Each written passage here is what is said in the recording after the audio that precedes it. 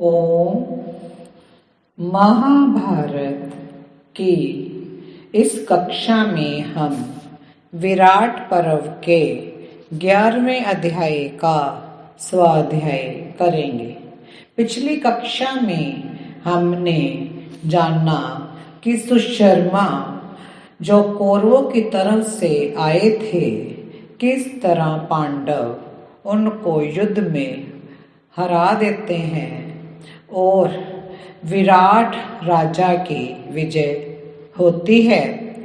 तो इस अध्याय में हम ये देखेंगे कि कौरव विराट जो नगर है उनके पशुओं को अपहरण कर वो ले जाते हैं और जो विराट नगर का राजकुमार है उत्तर कुमार, वो भिरनल्ला को अर्थात अर्जुन को सारथी बनाकर उन जो कौरवों ने विराट की गौओं का अपहरण किया है उसको छुड़ाने के लिए रणभूमि की ओर प्रस्थान करते हैं। इसको हम जानते हैं कि क्या होता है। वैशंपायन जी जो महाभारत है इसकी कथा अर्जुन के पुत्र जनमेजय को सुना रहे हैं, जिस समय अपने पशुओं को छुड़ा लाने की इच्छा से विराट त्रिगर्तों से युद्ध करने के लिए गए। उस समय दुर्योधन ने अपने मंत्रियों को साथ लेकर मत्स्य देश पर आक्रमण किया। राजन भीष्म, द्रोण, कर्ण, अस्त्र विद्या के श्रेष्ठ विद्वान कृपाचार्य, अश्वत्थामा, शकुनी, दुशासन, इन सब ने राजा विराट के मत्स्य देश में आकर उनके गोष्ठों में भगदड़ मचा दी और अति वेग से बलपूर्वक गोधन का अपहरण करना आरंभ किया। तब उन गौओं का रक्षक भयभीत हो तुरंत ही रथ पर सवार हो आर्त की भांति विलाप करता हुआ राजधानी की ओर चल दिया। राजा विराट के नगर में पहुंचकर वह राजभवन के समीप गया और रथ से उतरकर तुरंत ये समाचार देने के लिए महल के भीतर चला गया। वहां मत्स्य राज के अभिमानी पुत्र भूमिंजय उत्तर कुमार से मिलकर उस गोप ने उनसे राज्य के पशुओं के अपहरण का समस्त वृतांत बताते हुए कहा कि राष्ट्र की उन्नति करने वाले आज कौरव आपके 60,000 गौओं को हांके लिए जा रहे हैं। उनके हाथ से उस गोधन को जीत लाने के लिए आप उठें। हे राजपुत्र, आप इस राज्य के हितैषी हैं अतः स्वयं ही युद्ध के लिए तैयार होकर शीघ्र प्रयाण कीजिए। मत्स्य नरेश ने अपनी अनुपस्थिति में आपको ही यहाँ का रक्षक नियुक्त किया है। वे सभा में आपकी प्रशंसा करते हुए कहते हैं कि मेरा पुत्र उत्तर मेरे अनुरूप शूरवीर और इस वंश का भार वहन करने में समर्थ है। मेरा वह प्रिय पुत्र वान चलाने और अन्यान्य अस्त्रों के प्रयोग की कला में भी निपुण, सदा युद्ध के लिए उद्धत रहने वाला और वीर है। उन महाराज का ये कथन आज सत्य सिद्ध होना चाहिए।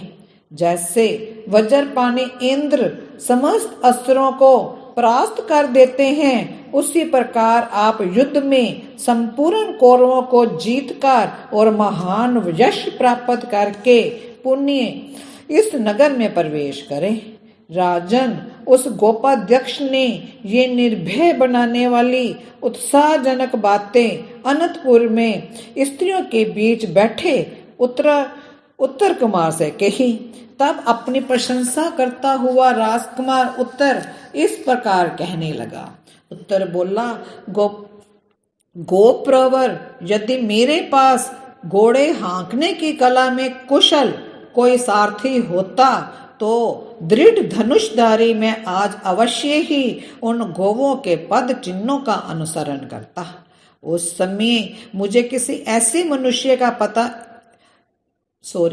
इस समय मुझे किसी ऐसे मनुष्य का पता नहीं है जो मेरा सारथी बन सके।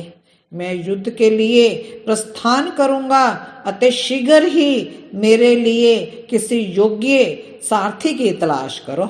यदि मैं घोड़े हाँकने की कला जानने वाले किसी मनुष्य को पा जाऊं तो अभी बड़े वेग से जाकर ऊंची ऊंची एवं विशाल ध्वजाओं से विभूषित एवं हाथी घोड़े और रथों से भरी हुई शत्रु की सेना में घुस जाऊं और अपने शस्त्रों के प्रताप से कौरवों को पराक्रम शून्य तथा परास्त करके संपूर्ण पशुओं को लौटा लाऊं।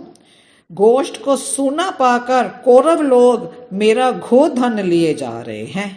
प्रभु, अब मैं यहाँ से क्या कर सकता हूँ, जबकि वहां उस समय मैं विद्यमान नहीं था। अच्छा, जब कौरव लोग यहाँ आ ही गए हैं तब वे आज मेरा पराक्रम देख लें, फिर तो वे कहेंगे क्या ये साक्षात कुंती पुत्र अर्जुन ही हमें पीड़ित कर रहा है। वैशंपायन जी कहते हैं, जनमेजय राजकुमार उत्तर स्त्रियों के मध्य में बैठा हुआ बार बार अपनी तुलना में अर्जुन का नाम ले लेकर डींग हाँक रहा था। द्रौपदी से ये सहन ना हो सका।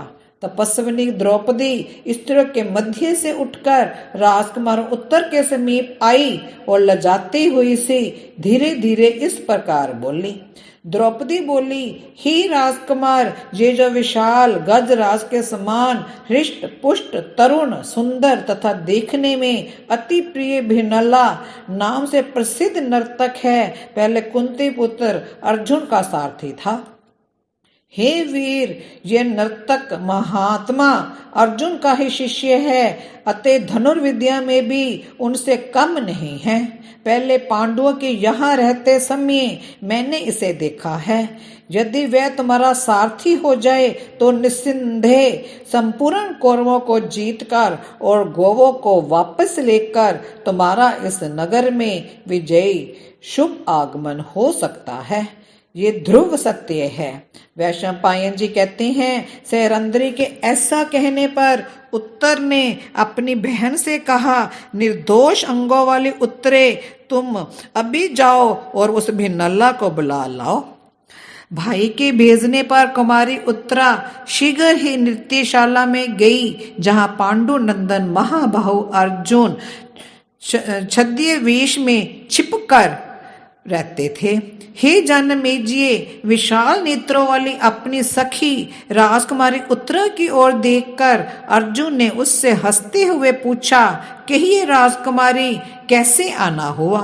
उत्तरा बोली, भृनले, हमारे राष्ट्र की गोवों को कौरव हाँक कर लिए जा रहे हैं, अतः उन्हें जीतने के लिए मेरे भ्राता धनुष धारण करके जाने वाले हैं। थोड़ा ही समय हुआ उनके रथ का सारथी एक युद्ध में मारा गया।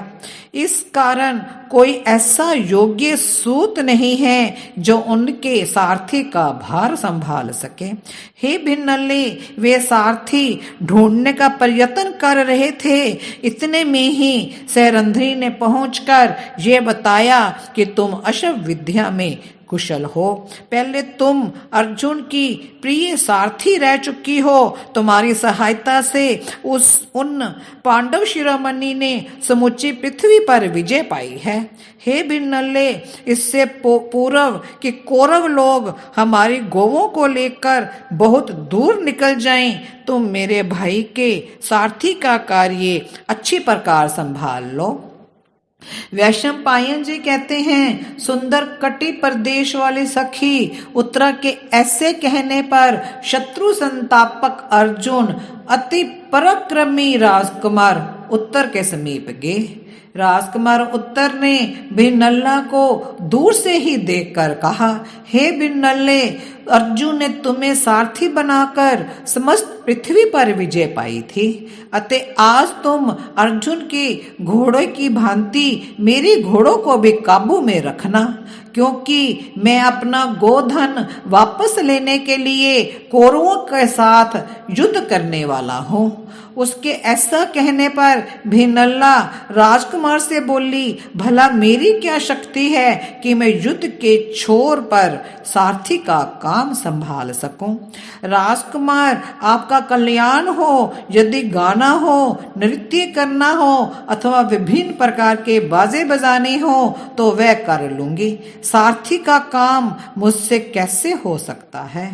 उत्तर बोला, हे भिनल्ले, तुम पुण्य लौटकर गायक या नर्तक जो चाहो बन जाना।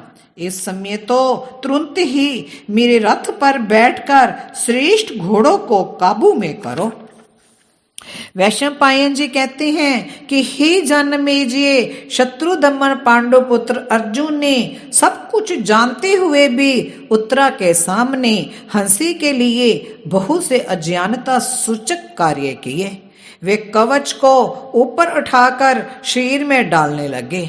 ये देखकर वहां खड़ी हुई बड़ी बड़ी नेत्रों वाली राजकुमारियां हंसने लगी। भिनल्ला को कवच धारण करते समय भूल करती देख राजकुमार उत्तर ने स्वयं अपने हाथों उसे बहुमूल्य कवच धारण कराया। तत्पश्चात उन्होंने स्वयं भी सूर्य के समान देदीप्यमान सुंदर कवच धारण किया और रथ पर सिंह ध्वज फहराकर भिनल्ला को सारथी के कार्य में नियुक्त कर दिया। फिर बहुत से बहुमूल्य धनुष और सुंदर बाण लेकर भिनल्ला को सारथी बनाकर वीर उत्तर युद्ध के लिए प्रस्थित हुआ। उस समय उत्तरा तथा उसकी सहेली दूसरी राजकन्याओं ने कहा, हे भिनल्ले, तुम युद्ध भूमि में आए हुए भीष्म, द्रोण आदि प्रमुख कौरव वीरों को जीत कर हमारी गुड़ियों के लिए उनके महीन, कोमल तथा रंग बिरंगे सुंदर सुंदर वस्त्र ले आना। भिनल्ला ने कहा, यदि ये राजकुमार उत्तर संग्राम भूमि में उन सब महारथियों को परास्त कर देंगे तो मैं अवश्य उनके दिव्य और सुंदर वस्त्र ले आऊंगी। वैशंपायन जी कहते हैं कि हे जन्मेजय, ऐसा कहकर शूरवीर अर्जुन ने अनेक प्रकार की ध्वजापताओं से सुशोभित कौरवों की ओर जाने के लिए घोड़ों को हाँक दिया। इस अध्याय में हमने देखा कि जो उत्तर कुमार है, विराट राजकुमार, वो जो कौरव भीष्म पितामह, कृपाचार्य, दुर्योधन, कर्ण, ये सब इनकी विराट मत्स्य देश की गोवों को अपहरण करके लेकर जा रहे हैं। तो एक ग्वाला आकर उनको बताता है कि किस तरह ये गौरव सब हमारी गोवों का अपहरण करके लेकर जा रहे हैं। तो वहां पर जो द्रौपदी है वो उनको कहती है कि सारथी का काम आप भिनल्ला को दो। वो पहले अर्जुन के वहां सारथी का काम उसने किया है, और तो साथ में जब वो कहता है कि राजकुमार उत्तर कुमार कि उसका युद्ध में सारथी मर चुका है, अब वो नया सारथी अभी ढूंढ ही रहा था कि अब ये समय आ गया है कि वो गांवों का अपहरण करके कौरव ले गए हैं। इसलिए वो अर्जुन को बुलाते हैं भिनल्ला को और उसको सारथी बनाकर रथ पर उसको संभालने के लिए, अश्वों को संभालने के लिए, उसको नेतृत्व करने के लिए सारथी बनाते हैं अर्जुन को। तो आज इतना ही। ओम शांति शांति।